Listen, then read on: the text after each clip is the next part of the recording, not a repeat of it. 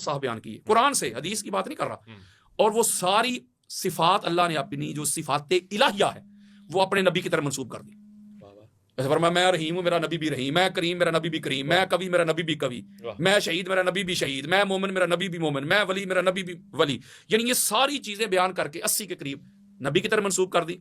और कमाल ये है कि नबी ने वो सारी की सारी अली की तरफ मंसूब कर दी। अल्लाह अकबर, ये कब हुआ?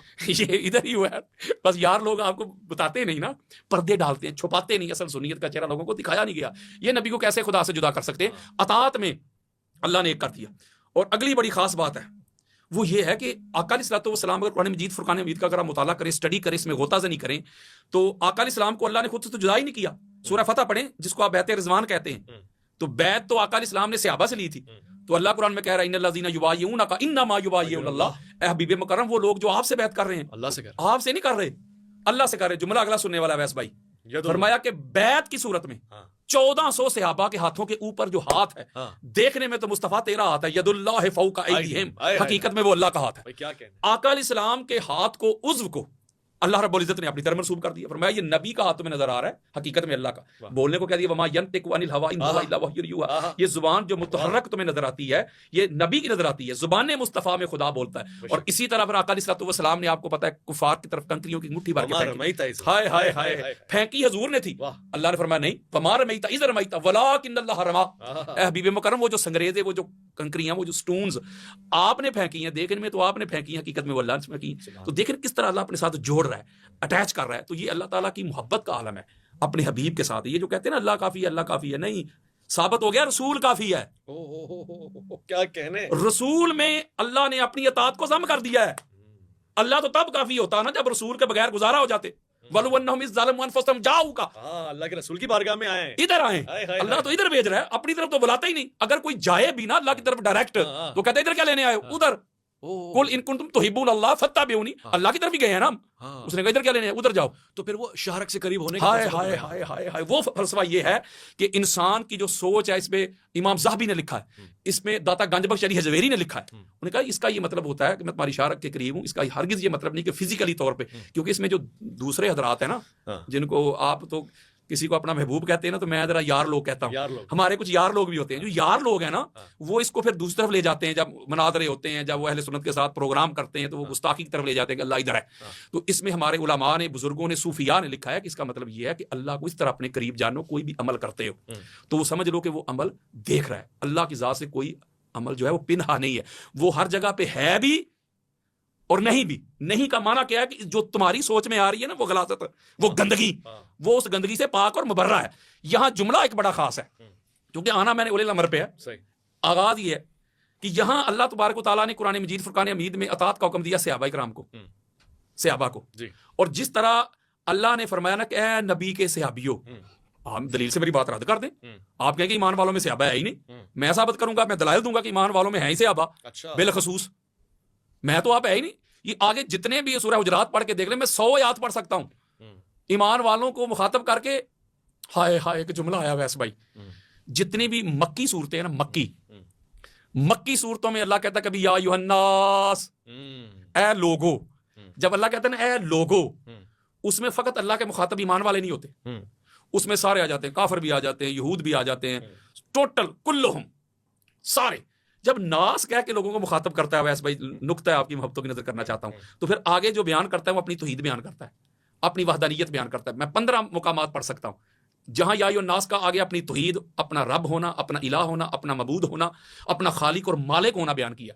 जब कहते हैं ना ए ईमान वालो, तो आगे जो फिर बात बयान करता है ना, मोस्टली वो मुस्तफ़ा के अदाब बयान करता है।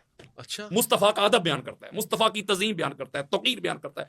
ए ईमान वालो, ए मुस्तफ़ा के सहाबियों, ये बारगाह मुस्तफ़ा है, आवाज़ें बुलंद नहीं करनी, आवाज़ें पस्त रखनी है। ए नबी के सहाबियों, ए ईमान वालो, मेरे मुस्तफ़ा के घर का ये प्रोटोकॉल है, मुंह उठा के अंदर चले जाना, नबी बुलाए तो आना है, और पहले भी नहीं आके बैठ जाना, खाना पकने का इंतजार भी नहीं करना। जब खाना तैयार हो जाए, जब दावत आए, तो फिर खा के उधर बैठ के कन्वर्सेशन भी नहीं करते रहना। क्या कहने, बात करो कान में तो सदका दो। हाय हाय हाय हाय, ये नहीं कि ये किसी और तरफ चल पड़ेंगे, हम दूसरी गली में निकल जाएंगे, तैयबा की तरफ चल पड़ेंगे।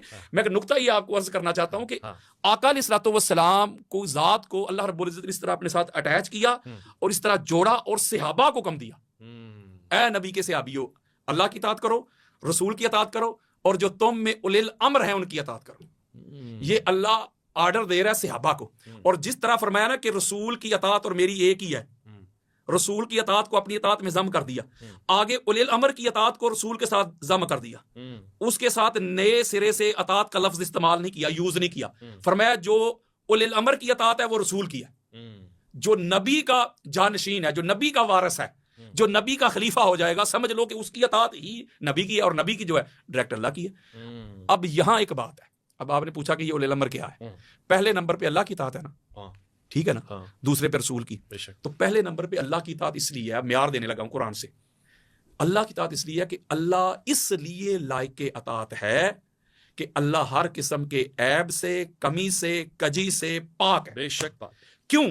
इसलिए कि अतात होती ही उसकी है, या लायक अतात होता ही वो है जो पाक, मसूम, ताहिर, मुताहिर, मुनज़्ज़ा, मुसफ़्फ़ा, मुजल्ला हो, जिसकी शख्सियत में, जिसकी जात में, जिसकी पर्सनैलिटी में कोई कमी, कोई कजी, कोई झोल, कोई नक्स ना आए। हम कहते हैं ना सुबहान अल्लाह, अल्लाह हर किस्म के नक्स से, कमी से, कजी से पाक है ना।